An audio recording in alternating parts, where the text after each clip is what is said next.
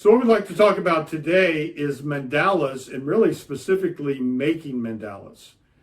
Talk a little bit about what mandalas are, maybe a little bit of a background about them, and then go from there.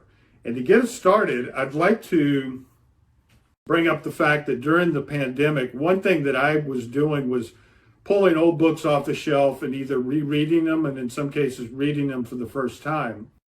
And one book I pulled off the shelf is called Intuitive Imagery.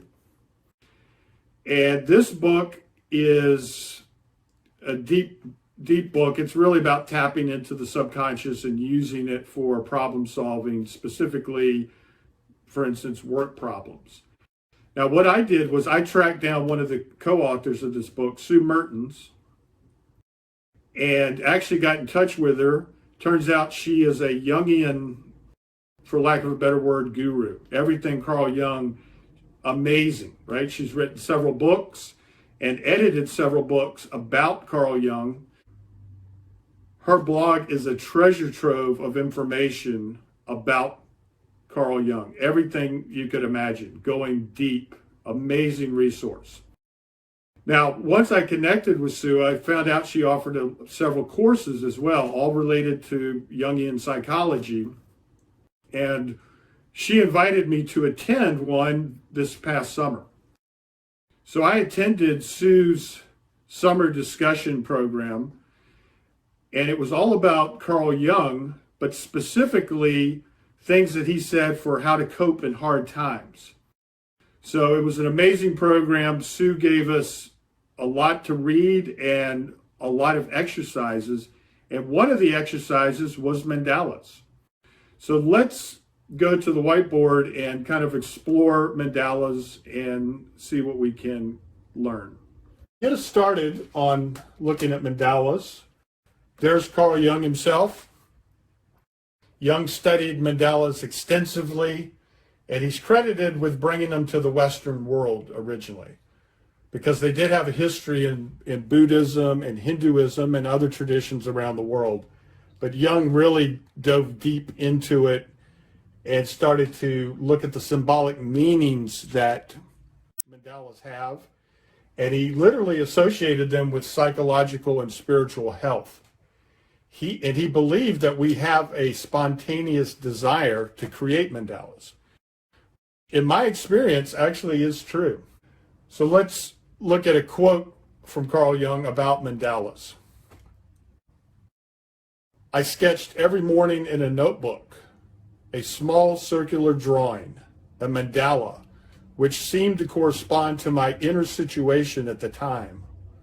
Only gradually did I discover what the mandala really is, the self, the wholeness of the personality, which, if it goes well, is harmonious. Wow. I love that quote. So let's take a look now at what a mandala looks like. So at its very basic, the most basic, could simply be a dot surrounded by a circle. Okay? That's the basic mandala. Not very well drawn, but that's it. And then from there, you could divide it, for instance. You could divide it into fours. You could put another circle in the middle. You could put triangles coming out from here.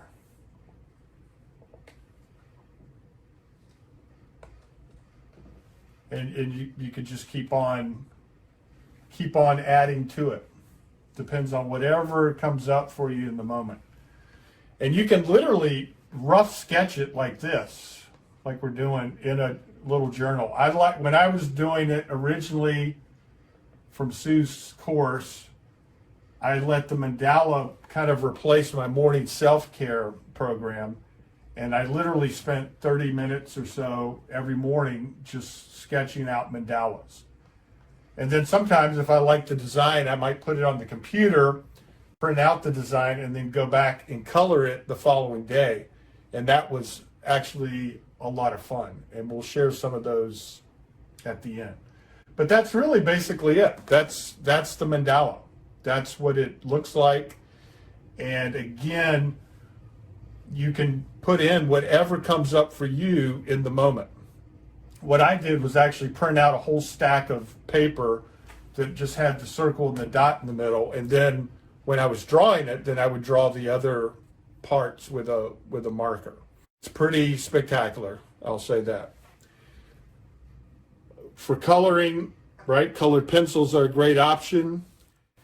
Also colored markers. Markers are great.